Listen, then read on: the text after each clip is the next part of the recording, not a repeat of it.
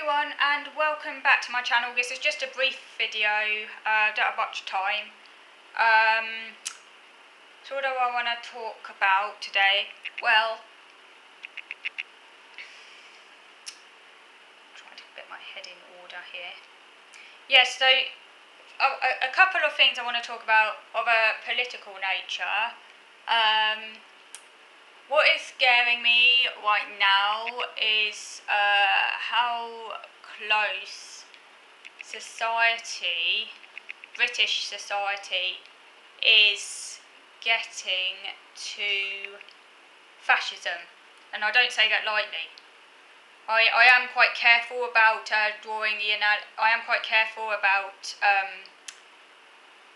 talking about, saying a society is becoming fascist, because I think that's often overused. People often use the word fascism quite glibly, without actually really, it's often used.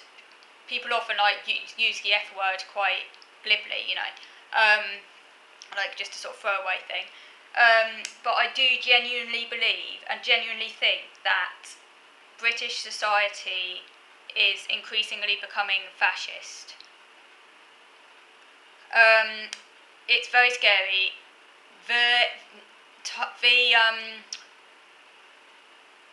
Tories are waging a war against disabled people, particularly those with mental illness and invisible disabilities who are already the most abused in society. People are like, well, you can't see it, don't believe it. Now, if you're aware of the news, I don't actually watch the news, by the way, it's too depressing, but, obviously I'm on social media a lot. Social media is my kind of, my crutch, I guess, because it's the only social contact I have, so I am on social media a lot. I think quite a lot of disabled people spend a lot of time on social media just because it's often their only social outlet, and it can be, I don't know, it just makes it feel connected to the world, particularly if you're stuck at home like I am. So I am on social media a lot. So obviously I can't avoid the news, or at least some of what's happening. And I am aware of what's going on, that the government is reviewing the benefit system, and specifically the work capability assessment. Now, the work capability assessment, I'll just explain for the benefit of those who are not in the UK. The work capability assessment is an assessment carried out to put you in a category, okay, a category in the benefit system. So, if you are deemed to be capable of work, you are putting the, and what is it called? I can't actually remember what the category is called. Basically, there's a category for those who are considered to be capable of work, and I can't actually remember what it's called, and they have to attend, I think, interviews. They have to go to see a job coach or something. I think they have to basically do work related activity. I think it's called a work related activity group. I think that's what it's called. They basically have to do work related activity as a condition for receiving benefits. Okay. Whereas those in the support group are not expected to do any work-related activity. They're deemed incapable of working. They're not expected to go to the job centre or anything else. They just get given benefits. Okay, so I'm in the support group, obviously, because I can't work at all. Even with support, I can't work. It's just not possible. So I'm in a support group. Okay, so now the Tories are reviewing this.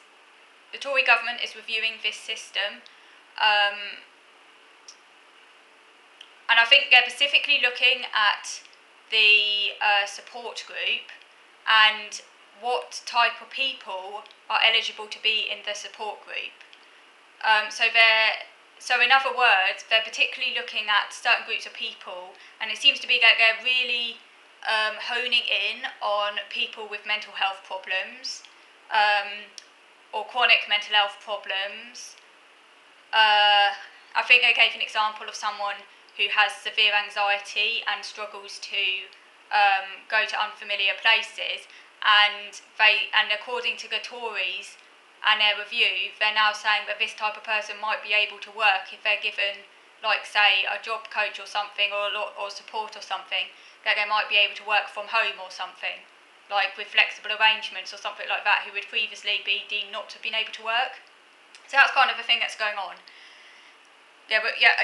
Basically, really trying to reduce the number of people in the support group. Reduce the number of people in that group, with the aim of basically cutting benefits. So this is very concerning.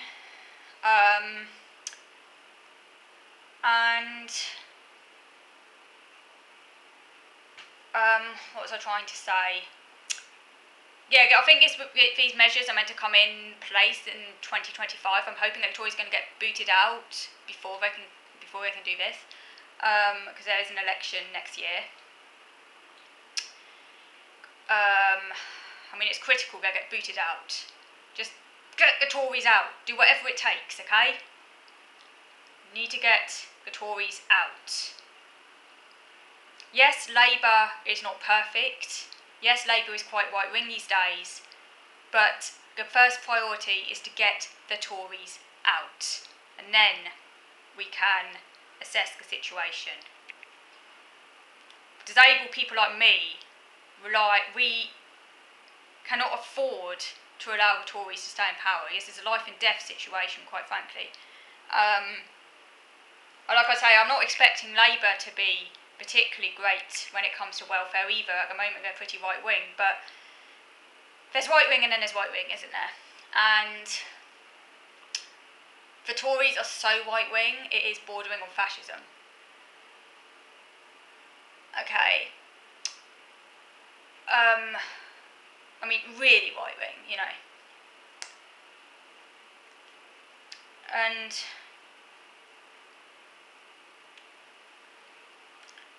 yeah, apparently they're basically saying that. Now, the other thing I wanted to say, by the way, is that unfortunately the neurodiversity movement is really not helping matters by going on about autism just being a difference, or that autism is a gift, or that autism is not a disability, or that autism is not an impairment, and going on and on and on about the skills autistic people have that they could bring to the marketplace. They're really not doing any of us any favours. They are actually abetting the right wing. I mean, the Tories will probably find any excuse anyway to cut benefits, but it doesn't help matters that there is this contingent of people going on about autism just being some quirky difference or something. Is really not helpful at all. The dominant narrative should be that autism is a serious impairment. I'm not denying that, autism affects people very differently. It's a spectrum, so some autistic people obviously can work, and obviously depending on the degree of their autism, and sometimes it's just luck as well, but it's a very diverse condition, and obviously some autistic people can work, because it affects people very differently, doesn't it? But I do feel that the dominant narrative, should emphasise impairment, because the most disadvantaged, the people who have the most problems, who have to rely on the benefit system to live, it is not helping them when a dominant narrative goes on about autism just being a difference, okay? Even if it is the case that for some people to experience their autism is just a difference, when it comes to the dominant narrative, they need to emphasise the impairing nature of autism, because the people who stand to lose out the most from any benefit cuts are going to be very impaired, by definition. I think it's a question of political responsibility.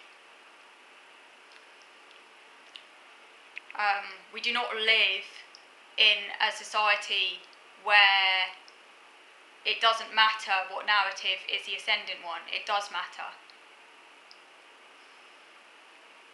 That's why I get so irate when I hear these celebrities going on about autism just being a difference. Where is their conscience and where is their political responsibility? You know, they need to think deeply about the repercussions of what they're saying. Instead, they need to make it clear that for the majority of people, it is an impairment. They might say something along the lines of, I'm an exception, but I can't speak for the majority. But instead, they seem to make it out like they are the majority when they're not. And this is sending out really bad messages to government. So yeah, I'm just going to move over to video number 2 now.